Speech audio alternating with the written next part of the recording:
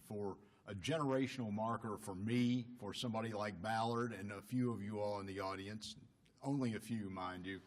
It was, we all know where we were and what we were doing when we heard President Kennedy had been shot. The next generational marker came not quite 50 years after that, and it was 9/11.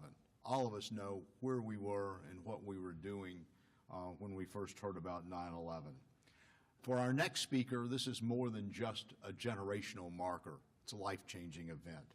Ari Schonbrun is Chief Administrative Officer of Cantor Fitzgerald and Company. You may remember that name from some of the coverage. One of the world's leading financial services firm. In addition, he is an author, speaker, and he is a 9/11 survivor. He was on the 78th floor of Tower 1 when the first aircraft hit on September 11. He helped a colleague who suffered third-degree burns to get out of the building to safety. He was thrown into the national spotlight after that, not someplace he wanted to be. Mr. Schonbrun is a renowned inspirational speaker, and he is the author of Miracles and Fate on 78, the 78th floor of the tower. He draws from the personal heartbreak that he endured during the devastation of 9/11, and he deftly weaves in his capital markets experience after more than 3 decades of working on Wall Street. We are really pleased to have with us this morning Ari Schonbrun.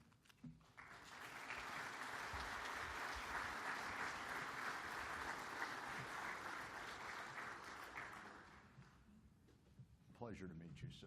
Thank you. Thank you.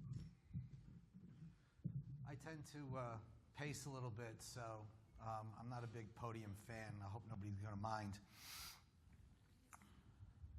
My name is Ari Schonbrun, and I still work for Cantor Fitzgerald. Next month will be 22 years. On September 11th of 2001, Cantor Fitzgerald occupied the top 5 floors of Tower 1 of the World Trade Center, the North Tower. That was the one with the big antenna on top. On that day, we employed close to 1,000 people. 658 of my friends and coworkers were brutally murdered that day simply because they were sitting at their desks. No other reason. They never did anything to anybody. They never hurt anybody. They just happened to be in the wrong place at the wrong time. 4 employees were actually on their way up to the offices, and they were on the upper floors. Of those 4, 3 of them were so severely burned they spent months and months in hospitals undergoing surgeries and rehabilitation, and one of them walked out without a scratch. And you're looking at that person.